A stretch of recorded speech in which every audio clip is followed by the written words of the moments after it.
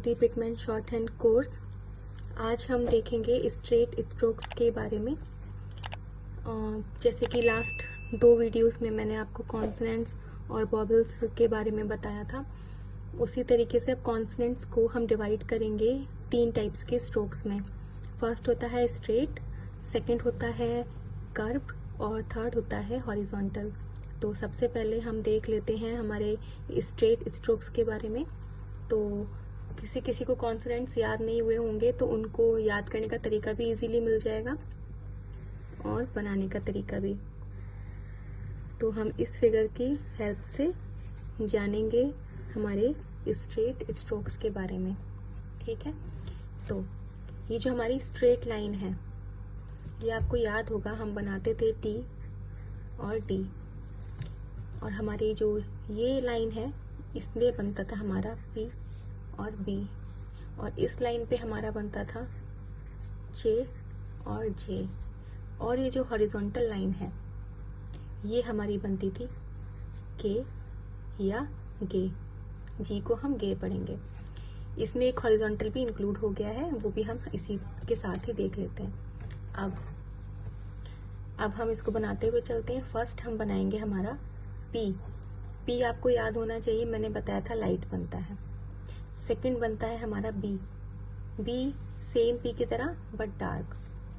फिर बनता है टी, लाइट, डी डार्क। फिर बनता है हमारा जे, लाइट और जे डार्क। देन के लाइट और गे डार्क। ओके, आई होप आपको समझ में आ रहा होगा। अब नेक्स्ट हम आते हैं कि इन स्ट्रोक्स की प्रैक्टिस कैसे करनी है। ये भी मैंने आपको कॉन्सोनेंट में बताया था, बट अब मैं दोबारा आपको बता रही हूँ ताकि आपको अच्छे से याद हो जाए। तो हम इसको जितनी बार भी हम लिखेंगे उसे बोलते हुए लिखेंगे स्ट्रोक को। जैसे P P P P, B B B B B, T T T T T, D D D D D, J J J J J. फिर आता है जे जे जे जे जे, के के के के के, गे गे गे गे गे। ओके, तो हमारे ये 1 2 3 4 5 6 हमारे हो गए स्ट्रेट स्ट्रोक्स। इसमें ये जो 2 हैं ये हॉरिजॉन्टल स्ट्रोक्स में आएंगे। ठीक है,